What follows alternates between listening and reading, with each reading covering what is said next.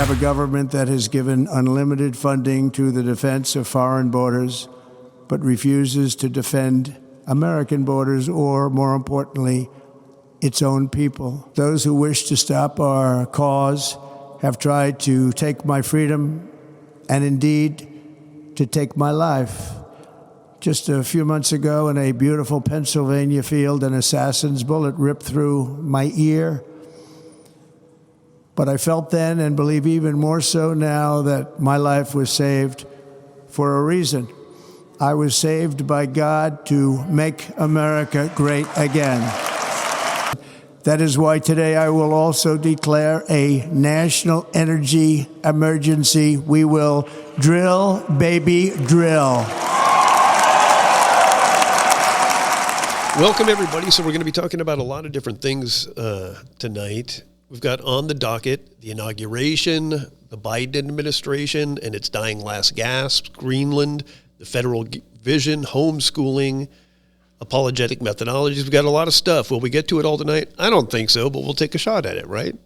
I want to introduce the panel, but I think it'd be better if you guys introduce yourselves and just say your name. And Dan? I'm Dan. Thank you for coming, Dan. What else did I say? Oh, I'm Chase. I'm Ian Neiswanger. I'm a college student here in Tennessee. I'm Anna Sophia Scott. I am a college sophomore studying business, and I'm Chris's daughter. And I'm Pastor Chris from Graceview Church. Hey, we're going to start out by talking about the inauguration. It happened today. The Biden era is officially over. Did you guys get a chance to see any of the inauguration or hear the speech? I did. Yeah. I watched the whole thing. And what did you think? What are your initial thoughts on that? It was different. In classic Trump form, it wasn't the flowery speeches, you know. Yeah, it was just yeah. a Trump honest kind of thing. One of the things I noticed is he was more reading and careful than I think I've ever seen a speech by him before, much less shooting from the cuff. He was. The initial speech was pretty calm and serious. He did another speech after that in the rotunda, which was a little more Trumpish, you know, where he just sort of says what he wants to say. Says what's on his mind. You know, he's got something to say, he's going to say it. Sure. I like his honesty. I always have. I think that's the thing that I know some people might think that's kind of odd. Whenever people say, he's such a liar, I'm like, I wish he would hold back a little once in a while. I always know exactly what's on his mind. Chase, did you get a chance to see any of that today? Yeah. So I had it in the background. I had the kids with me today. Sure. We all woke up late, so I didn't have time to take them to daycare. So I was just like, we're good. We're gonna stay home today. But I had it playing in the background. But yeah, it was interesting. I don't think I've ever seen a president sign executive orders that quick. Yeah. Not only that quick, but in front of the public like that before. Yeah. Because he did that in the Capital One Arena. I noticed that even Chuck Schumer was there with him. Yeah. You know, it's kind of funny that he's called Chuck Schumer his oldest friend in Washington. They've known each other forever, you know, and they're not young guys, but they've known each other like 50, 60 years.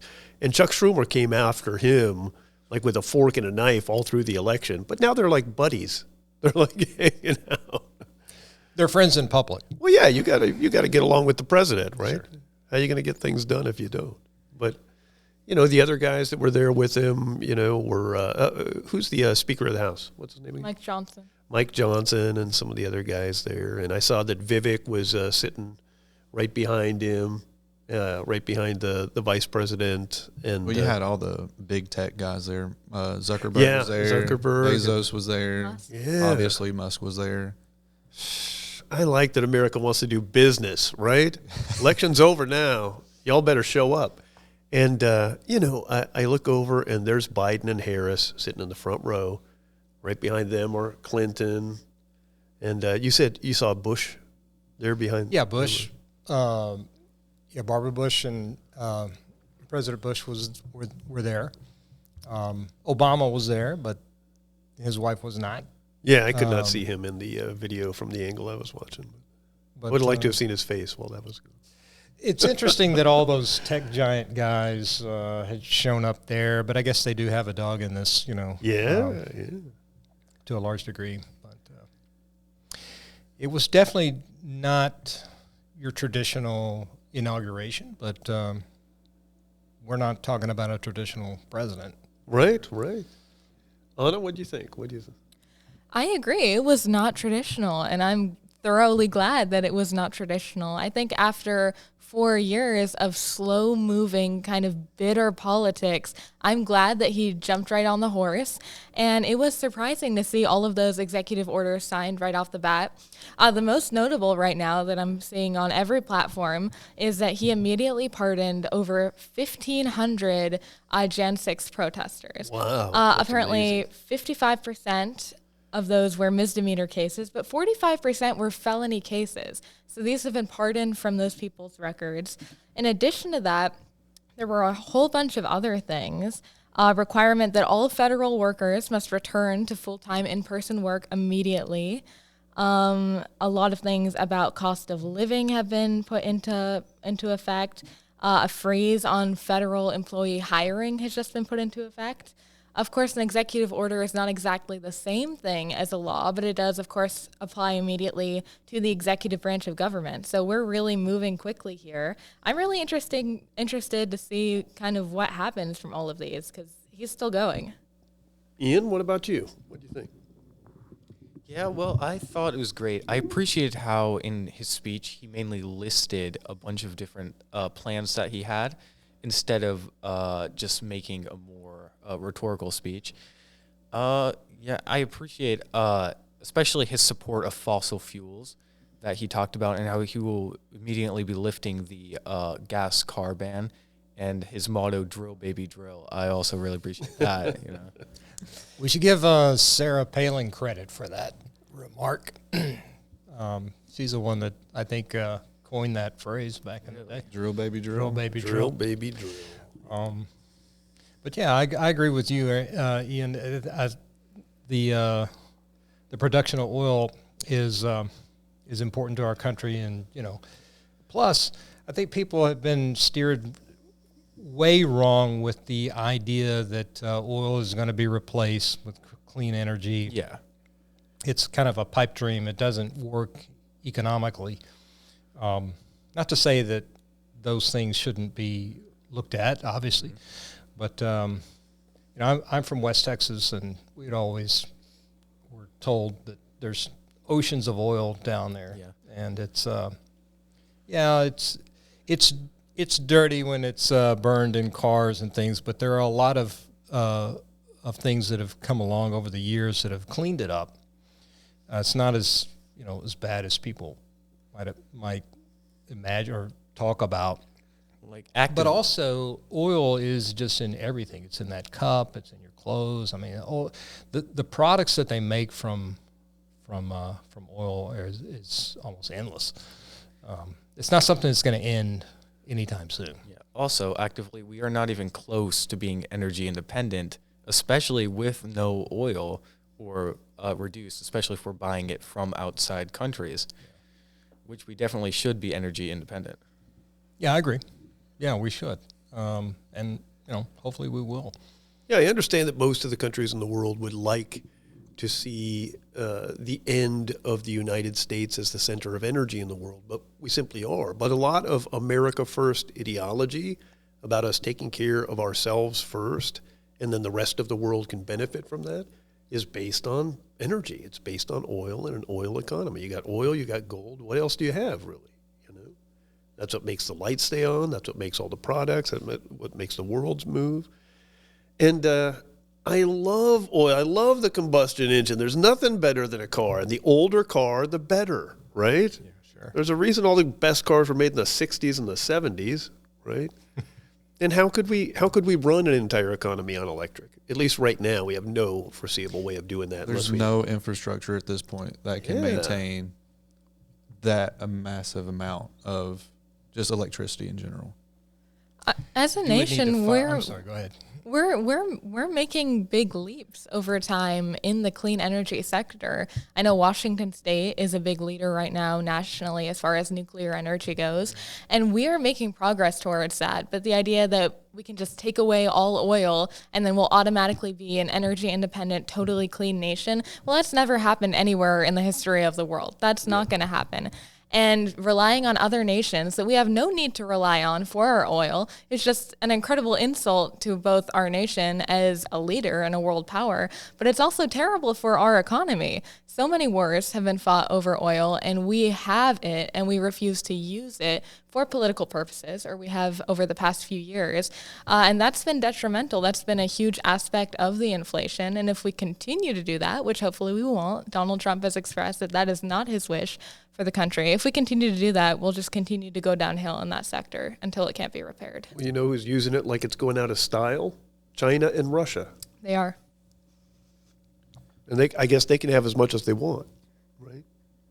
And, of course, you know, the return of nuclear energy is very good for the United States. If they want to have all these things and all the cars run on electricity, we have to produce it some way. That's really the only clean energy that I know of. Sure. Is nuclear energy. So, real quick, how should we view fossil fuels as Christians, though?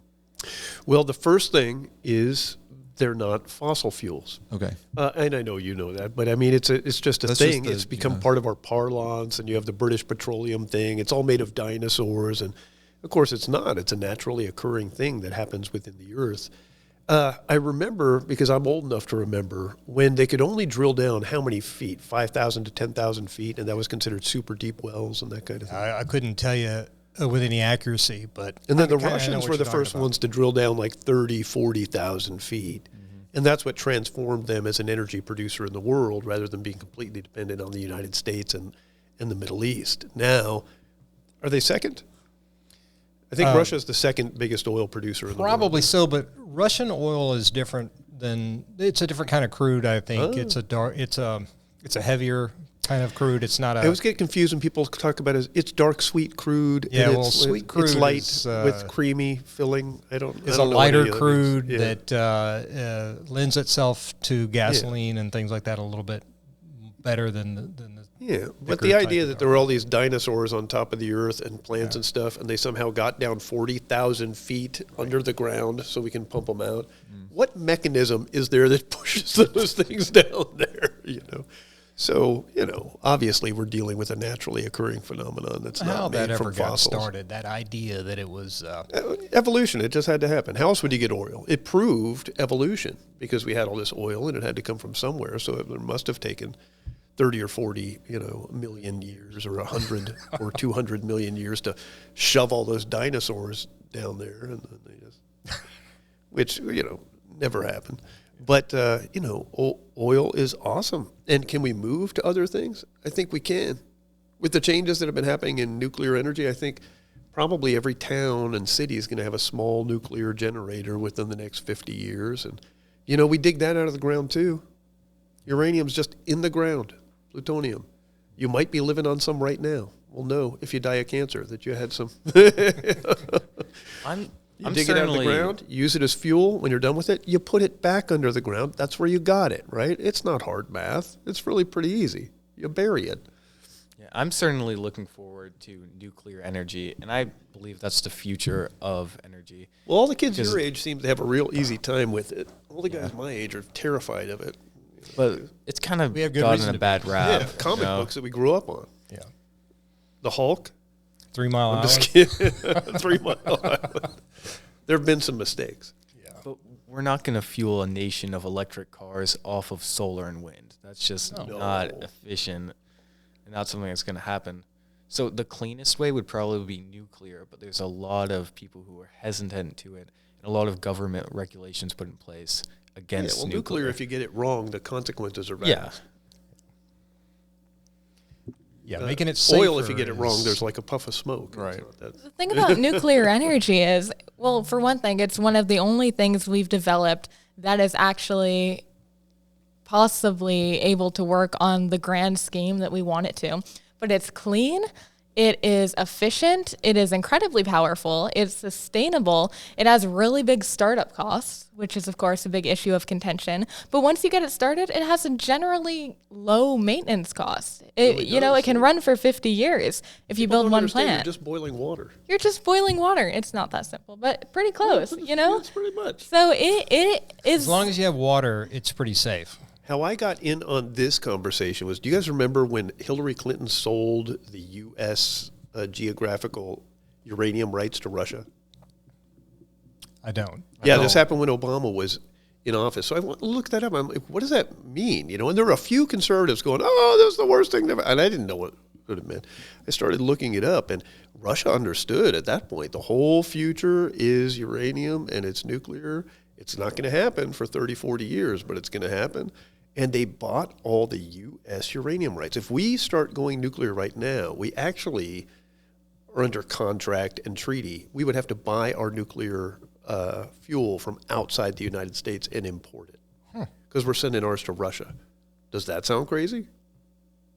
I don't know. It sounds crazy to me. Yes. Yeah. I did not know that.